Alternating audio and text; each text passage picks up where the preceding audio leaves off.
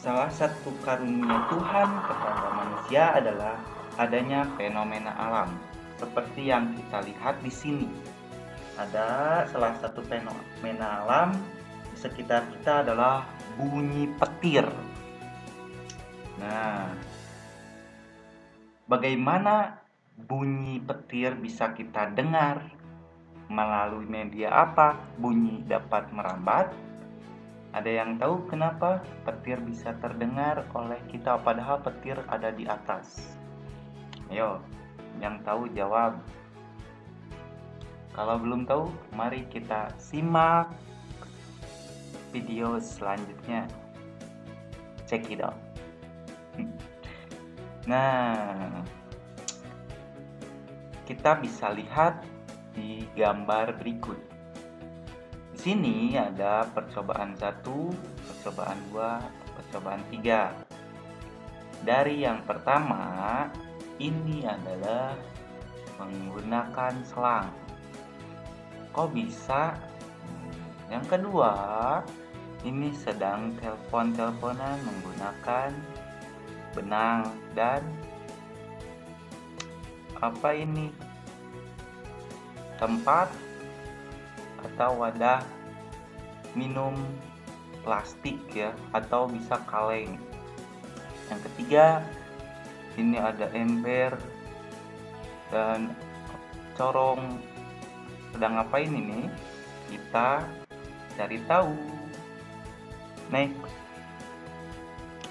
Nah, kita lihat perambatan bunyi melalui udara.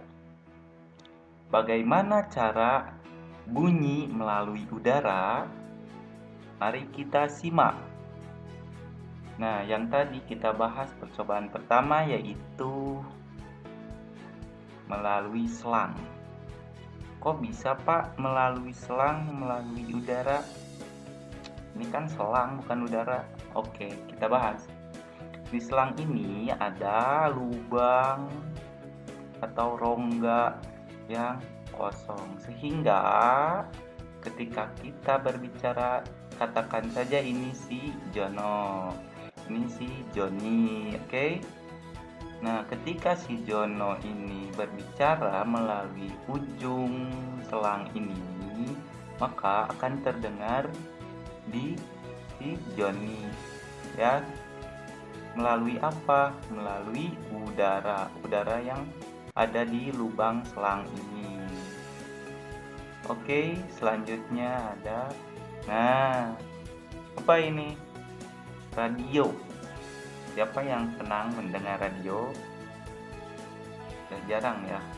Atau yang memunculkan bunyi itu televisi ya.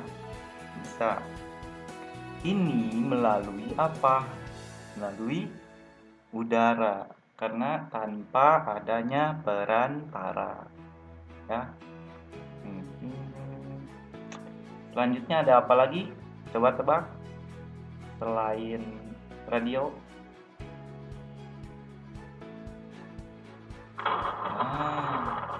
Yang tadi ya, ini adalah suara petir. Suara petir melalui udara. Kenapa melalui udara? Ya, tadi karena tidak melalui perantara, jadi langsung melalui udara ke telinga. Ke sini nih. Selanjutnya, nah, lonceng. Kalian suka mendengar bunyi lonceng ketika bel istirahat, ketika bel masuk dan pulang. Kalian pasti sering mendengar bel berbunyi. Nah, itu melalui udara. Oke, paham sampai sini? Oke, mudah-mudahan belum paham ya. Supaya kalian terus mencari tahu. Oke, selanjutnya ada apakah ini? Nah, perambatan bunyi melalui benda padat. Ada yang tahu seperti apa benda padat? Ya, betul. Nah, kita bahas ini si Tono dan ini si Toni. Mereka sedang apa? Ya, betul. Ini adalah telepon-teleponan. Pasti kamu sudah pernah buat ya. Ini sebelum adanya Android, ini yang lagi booming di zaman dahulu. Ya, sebelum ada HP Android yang sekarang canggih. Ini melalui benda padat. Kenapa benda padat? Karena di sini ada benang. Benang itu adalah perantara bunyi yang si Tono dan si Tony sedang mainkan.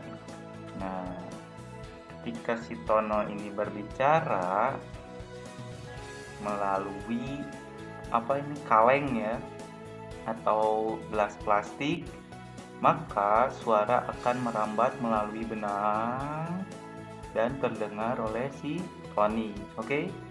Paham sampai situ? Nah, ini benda padatnya. Selanjutnya, ini sedang apa? Ini tiduran atau apa ini? Bukan ya, ini sedang mendengarkan bunyi yang diketukkan oleh siapa ini? Si Joni ya. Siapa aja lah, Joni aja.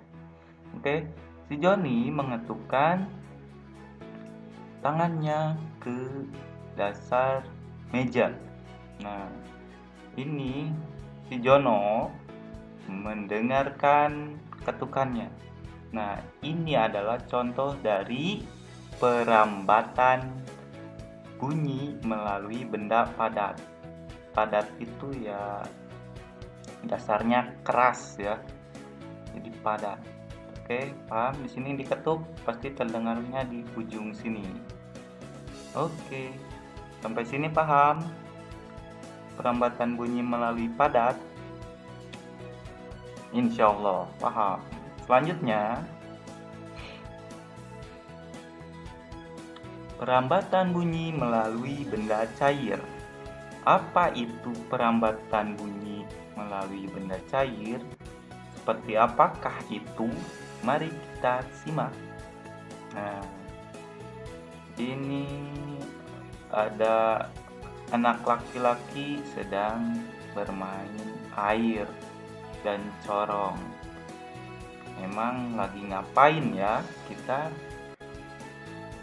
simak. Oke. Ini adalah percobaan dari perambatan bunyi melalui benda cair. Nah, benda cair ini bisa merambatkan bunyi dengan cara ember berisi air penuh, terus di atasnya diberi corong. Nah, nanti didengarkan oleh telinga si anak ini. Oke? Nah, ini adalah contohnya. Oke, paham? Insya Allah. Selanjutnya, nah, setelah kalian simak tadi, ada 4 sifat energi bunyi. Apa itu? Nah, yang pertama, dapat merambat melalui zat padat, cair, dan juga udara. Oke. Yang kedua, di ruang hampa tidak dapat merambat. Hampa itu apa? Yang tidak ada udaranya, ya. Hampa udara. Hampa kali, ya, hampa. Yang ketiga, dapat memantul di benda yang padat, yang permukaannya keras. 4. Dapat diserap di permukaan yang lunak. Contohnya karpet, ya, busa itu bisa menyerap bunyi. Oke, paham sampai sini? Oke, selanjutnya. Nah, yang kita bahas yang pertama yaitu bunyi melalui udara, melalui selang ya. Bagaimana cara kerjanya? Nah, alat dan bahan selang plastik kira-kira 2 meter. Nih yang mau mencoba. Caranya, bersama temanmu peganglah ujung selang. Yang kedua, ujung selang didekatkan di telingamu. Jadi ujungnya didekatkan di telinga, dan satunya lagi didekatkan dengan mulut ya. Ketiga, melalui selang mintalah temanmu berbisik. Ini berbisik, ini mendengarkan. Yang keempat, sebutkan apa yang temanmu bisikan. Nah, setelah mendengar, kamu sebutkan apa yang temanmu bisikan. Pasti ada suara merambat melalui udara. Oke, paham? Selanjutnya, cara kerja perambatan bunyi melalui benda padat. Alat dan bahan, gelas plastik, benang kasur, dan paku. Caranya, buatlah satu lubang di dasar plastik di ujung ini ya. Kita buat lubang. Yang kedua, terlambat. Yang kedua, potong benang kasur sepanjang 3 meter. Benangnya 3 meter atau mau panjang silahkan ya, sesuka hati. Ya, mending 3 meter, gak terlalu panjang, gak terlalu pendek. Yang ketiga, buatlah salah satu ujung benang kasur ke dalam lubang gelas plastik. Buatlah simpul agar tidak lepas. Lakukan hal yang sama pada gelas plastik yang lain. Jadi di dalamnya kalian buat simpul supaya tidak lepas ya. Nah, nanti pakunya di dalam, atau nggak paku juga nggak apa-apa, pakai kayu ya, boleh, atau lidi ya. Keempat, mintalah temanmu untuk berbisik seperti tadi yang melalui selang ya. Dengarkan dan sebutkan apa yang temanmu bisikan. Nah, nanti suaranya merambat melalui benang. Itu benda padat.